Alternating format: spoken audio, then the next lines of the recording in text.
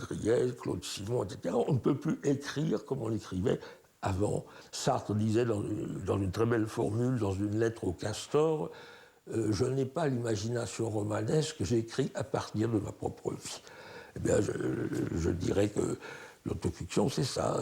On ne cherche pas à créer des personnages fictifs, des mousquetaires ou les deux, mais on écrit un roman comme La Nausée, à partir de sa propre vie.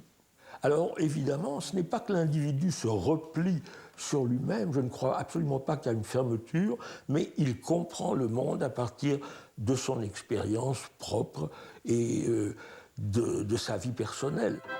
Alors finalement, est-ce la littérature qui s'est coupé du sens profond de la littérature? Quand je vivais en Bulgarie communiste, où, au fond, dans les journaux, dans la littérature contemporaine, on ne trouvait que mensonges, alors que c'était la littérature, la grande littérature, les romans classiques, la poésie, qui nous disait la vérité sur notre condition.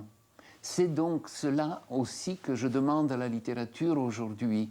Je lui demande de m'ouvrir aux autres, de me permettre de voir les autres autour de moi comme de l'intérieur et par là même de me transformer moi-même. Voilà le constat, donc, grâce à Céline Joly de Tsvetan Todorov, la littérature en péril. Les invités de l'émission, donc à côté de Marc, pour une exécution ordinaire que je vous remontre chez Gallimard. François Bégodeau est à la tête d'une armée de jeunes romanciers. Bonsoir François, est éditeur et de passionné de littérature. C'est plutôt, pas toujours, mais la jeune génération qui s'interroge donc chez Inculte Naïve sur les devenirs au pluriel du roman. Et on retrouve avec tous les gens qui participent à ce projet des points de vue très différents. Il y a des gens qui ont un point de vue théorique sur la littérature, des gens comme Stéphane Guy qui ont un point de vue beaucoup plus iconoclaste, qui lit la littérature à l'idiotie. On va évidemment en parler. Sylvain Bourmeau, bien évidemment, vous le connaissez puisqu'il est là toutes les semaines. Pierre Bayard est professeur à Paris 8, vous avez été psychanalyste. Pierre, c'est même... Vous êtes toujours psychanalyste. C'est un des livres dont on parle le plus en ce moment, aux éditions de Minuit. Comment parler des livres que l'on n'a pas lus d'une manière très sérieuse, et vous considérez d'ailleurs que c'est une des bonnes manières d'aborder la littérature que de replacer les œuvres dans un contexte et pas forcément les connaître de A à Z, puisque vous-même vous dites je suis quelqu'un comme enseignant qui n'ait jamais lu par exemple Ulysse de Joyce. Je l'avoue. Ouais. Et vous ne lirez jamais. Ça je ne vous promets pas, mais dans l'état actuel des choses, ce soir je ne l'ai toujours pas lu. Ouais, mais pourquoi? En entier. Quand on enseigne la littérature, ça paraît bizarre, parce que ça paraît comme un des chefs-d'œuvre, enfin ça paraît comme un des livres importants. Une musique très particulière. Et au fond, les traductions sont difficiles, je trouve. Je crois que c'est un auteur, c'est un hommage qui implique d'inventer un nouveau type de lecture, comme Proust. Pour Proust, j'ai réussi à trouver le nouveau type de lecture qu'il faut, qui n'est certainement pas la lecture linéaire. Pour Joyce, je n'ai pas encore réussi à trouver ce nouveau type de lecture. Et la bonne traduction.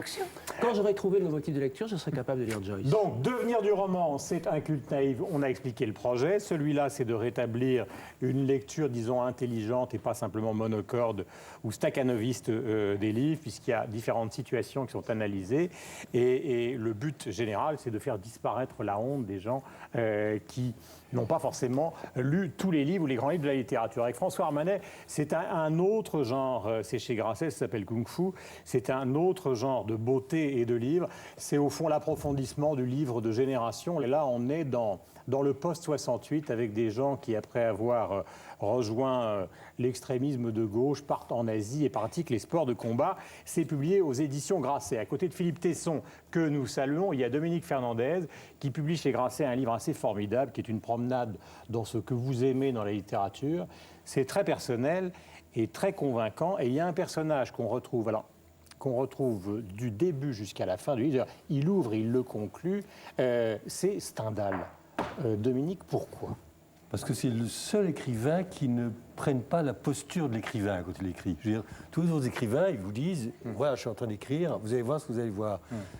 Stendhal, il pourrait être assis là, comme ça, en public, on ne le verrait pas. Il est un de nous, il a un rapport fraternel avec son lecteur qui fait qu'il ne se distingue pas de son lecteur. C'est ça qui est extraordinaire. Alors, question à tous, puisqu'on sort on va commencer avec vous, François. Du constat de Todorov, est-ce qu'il y a, d'après vous, aujourd'hui, une littérature, peut-être en France, qui sera en péril? Et pourquoi vous qui avez signé un texte dans l'ensemble qui est un manifeste pour la littérature engagée, justement. Oui, Humoristique. Oui, voilà, j'insiste sur la dimension humoristique, parce que je ne pense pas qu'on puisse prescrire que la littérature doive s'engager. Je pense simplement qu'elle l'est toujours, pour reprendre le raisonnement de Sartre, qui non pas exige de la littérature qu'elle s'engage, mais constate qu'on est toujours déjà dans quelque chose, y compris quand on refuse d'engagement. C'est tout ce que j'ai. Est-ce que vous partagez donc l'idée du péril de Todorov, c'est-à-dire qu'une littérature qui se rapprocherait trop de l'intimité finirait par tomber. Une des raisons pour lesquelles on a voulu faire ce livre, on a tenu à le faire avec la bande de la revue Inculte, et on a essayé de faire contribuer un certain nombre d'écrivains contemporains, de tous âges d'ailleurs, hein, c'est pas générationnel, c'est qu'on voulait simplement rendre compte du fait qu'il est absolument impossible de dégager une tendance quand on pense qu'il y a 600 romans qui sortent en septembre et 600 en janvier, et ça depuis 5-10 ans. Donc je pense que c'est très présomptueux, y compris de la part de Todorov, avec tout le respect que j'ai pour lui, d'arriver comme ça et de dire que la littérature, le roman, la somme des romans qui s'écrivent en France serait ceci ou cela. Je crois que c'est pas très sérieux pour tout dire. J'ai eu l'occasion de débattre avec lui, je me suis rendu compte qu'en fait il lisait pas beaucoup de romans contemporains. Donc c'est un peu compliqué si vous voulez. Et le problème que ça pose, c'est que je pense que tous ces gens qui se pressent au portillon pour nous dire que la littérature a cette tendance ou ceci ou cela, c'est des gens qui la lisent pas vraiment et qui donc calquent leur raisonnement sur les catégories qui ont été dégagées par les journalistes, par la presse. Alors effectivement, depuis 15 ans, la presse a tendance à mettre en avant une des 1000 tendances de la littérature française contemporaine qui s'appelle l'autofiction, donc une certaine tendance à se regarder le nombril ou des choses comme ça. Même si, est-ce que Proust, c'est pas de l'autofiction d'une certaine manière? Donc ça, c'est encore un autre débat. Moi, je me suis intéressé, plus spécifiquement dans le texte que j'ai écrit personnellement, non pas sur le fait que la littérature ne s'engage plus, parce qu'on trouvera autant de romans engagés, si jamais le mot a un sens, que par le passé, mais simplement